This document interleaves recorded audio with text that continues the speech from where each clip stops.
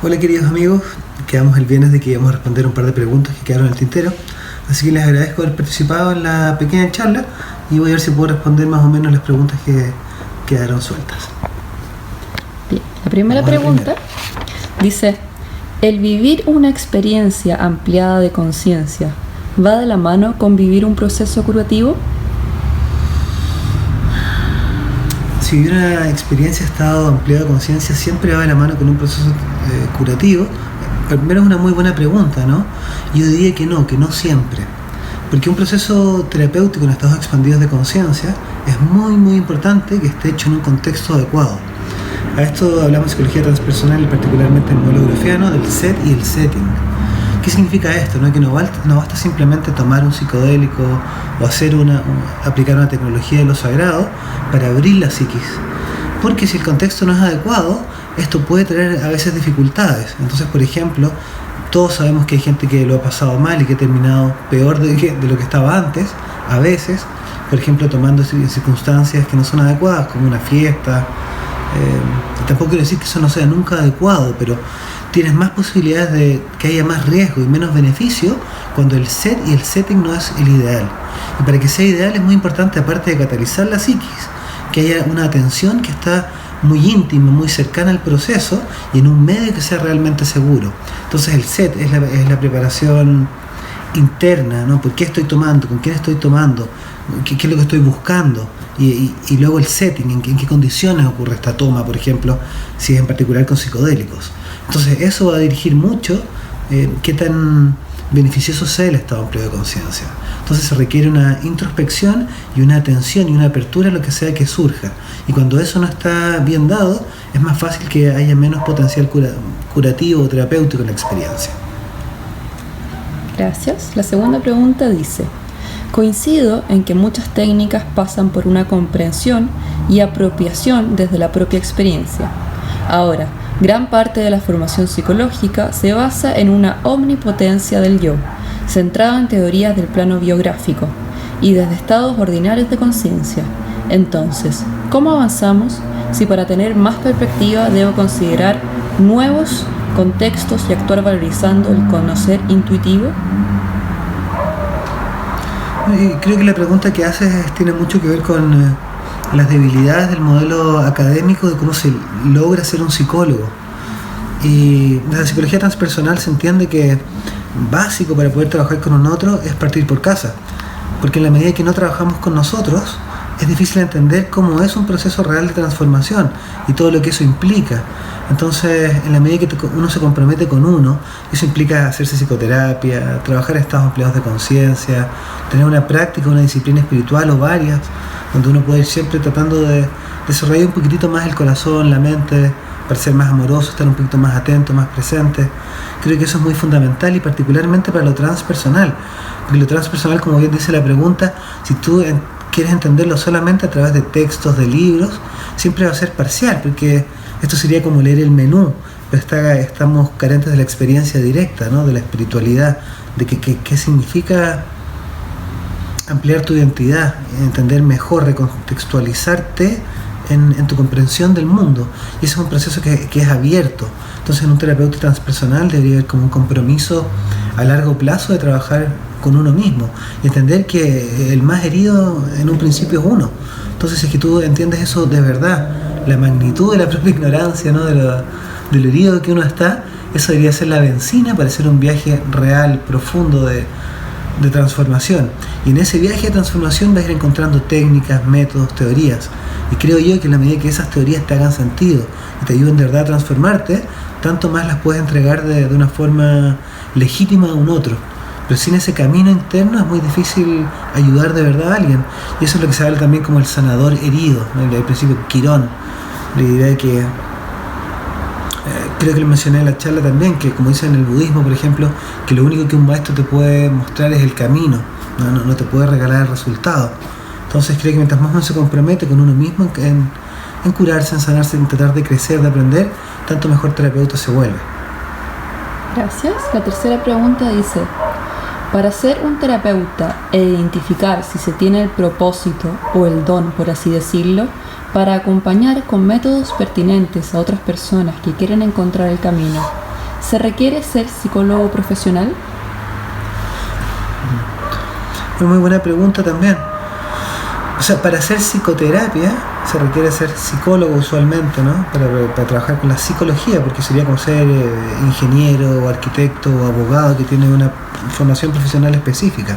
Entonces, para hacer psicoterapia supuestamente uno debe ser psicólogo, al menos en Chile, por ejemplo, se espera eso. Eso es una parte. Pues la otra parte es que lo que venía diciendo en la pregunta anterior, ¿no? Si tú has hecho un trabajo real, profundo trabajo contigo mismo y tienes un buen manejo teórico de ciertos métodos, puedes trabajar perfectamente como un terapeuta. Y hay grandes terapeutas en diferentes líneas, ¿no? Desde la Gestalt, la hipnosis, PNL y también la respiración holotrópica, donde hay unos exponentes muy muy buenos y que no son psicólogos ni psiquiatras.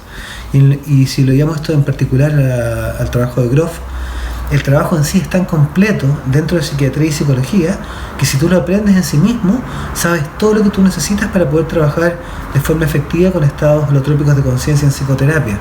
Entonces, para esta formación no es un requisito ser ni psicólogo ni psiquiatra, y de hecho he escuchado a Stan decir que a veces es mejor que no lo sean, en el sentido de que si no eres psiquiatra y psicólogo, tienes menos que desaprender.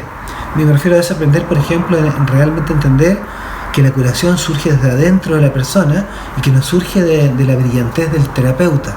Y a veces salirse de esa posición, que es un poquito, como dices tú, un poquito a veces como omnipotente, es un gran aprendizaje. Entonces, poner la fuerza del trabajo terapéutico en el ser profundo del otro, lo que llamamos esta inteligencia interior autocurativa o la inteligencia holotrópica. Entonces, en este trabajo no es necesario, y hay grandes facilitadores y psicólogos transpersonales, terapeutas transpersonales que no son psicólogos. Gracias.